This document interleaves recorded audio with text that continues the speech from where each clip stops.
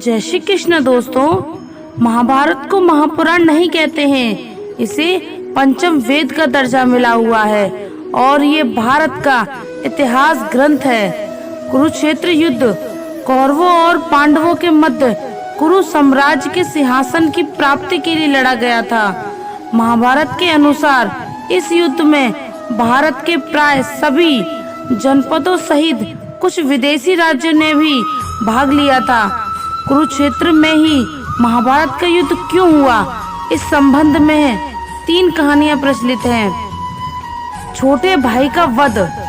भगवान श्री कृष्ण को डर था कि भाई भाइयों के, गुरु शिष्यों व संबंधी कुटुंबियों के इस युद्ध में एक दूसरे को मरते देखकर कहीं ये संधि न कर बैठे, इसलिए ऐसी भूमि युद्ध के लिए चुनने का फैसला लिया गया जहां क्रोध और द्वेष के संस्कार पर्याप्त मात्रा में हों। जब उन्हें वहां की घटनाओं का जायजा लेने के लिए कहा तो एक दूत ने सुनाया कि कुरुक्षेत्र में बड़े भाई ने छोटे भाई को खेत की मेड़ टूटने पर बहुत हुए वर्षा के पानी को रोकने के लिए कहा।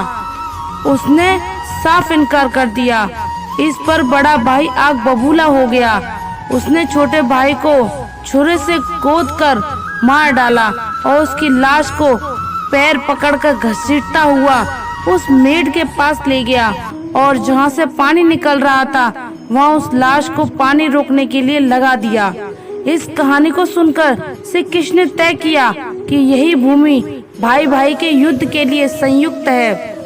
जब श्री कृष्ण आश्वस्त हो गए कि इस भूमि के संस्कार यहाँ पर भाइयों के युद्ध में एक दूसरे के प्रति प्रेम उत्पन्न नहीं होने देंगे, तब उन्होंने युद्ध कुरुक्षेत्र में करवाने की घोषणा की। दूसरी कहानी अनुसार कहते हैं कि जब कुरु इस क्षेत्र की जुताई कर रहे थे तब इंद्र ने उनसे जाकर इसका कारण पूछा।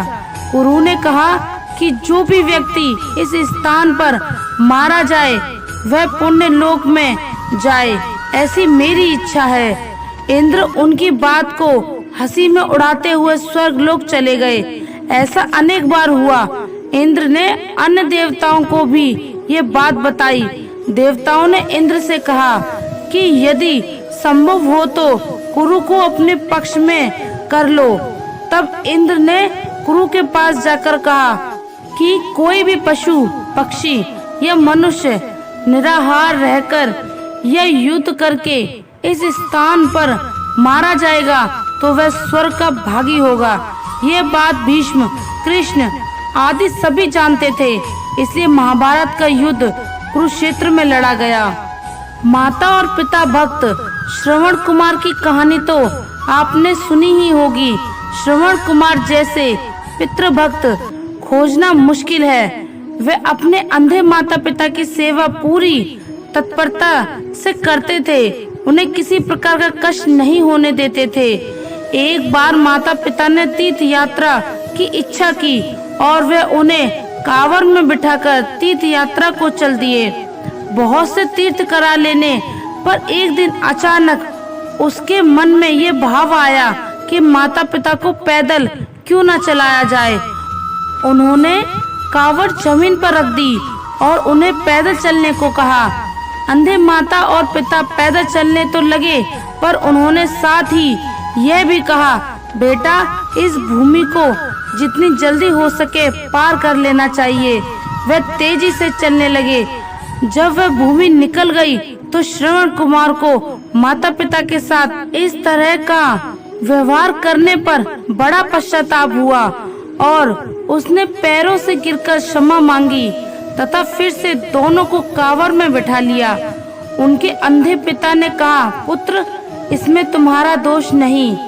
उस भूमि पर किसी समय मैं नामक एक असुर रहता था। उसने जन्मते ही अपने ही माता पिता को मार डाला था।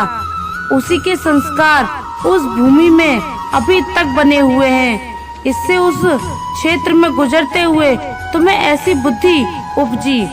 महाभारत के वन पर्व के अनुसार कुरुक्षेत्र में आकर सभी लोग पाप मुक्त हो जाते हैं और जो ऐसा कहता है कि मैं कुरुक्षेत्र जाऊंगा और वहीं निवास करूंगा, यहाँ तक कि यहाँ की उड़ी हुई धूल के कण पापी को परम पद देते हैं। नारद पुराण में आया है कि ग्रहों, नक्षत्रों एवं तारागणों को काल गति से नीचे गिर पड़ने पर का भय है, किंतु वे जो कुरुक्षेत्र में मरते हैं पुनः पृथ्वी पर नहीं गिरते, अर्थात वे पुनः जन्म नहीं लेते। भगवत गीता के प्रथम श्लोक में कुरुक्षेत्र को धर्म क्षेत्र कहा गया है। प्रिय दोस्तों, आशा करते हैं आपको हमारी ये वीडियो पसंद आई होगी, और अगर आप हमारे चैनल पर नए हैं तो चैनल को सब्सक्राइब कर लीजिए और कमेंट में जय श्री राधे कृष्णा जरूर लिखें। धन्यवाद। जय श्री राधे कृष्णा।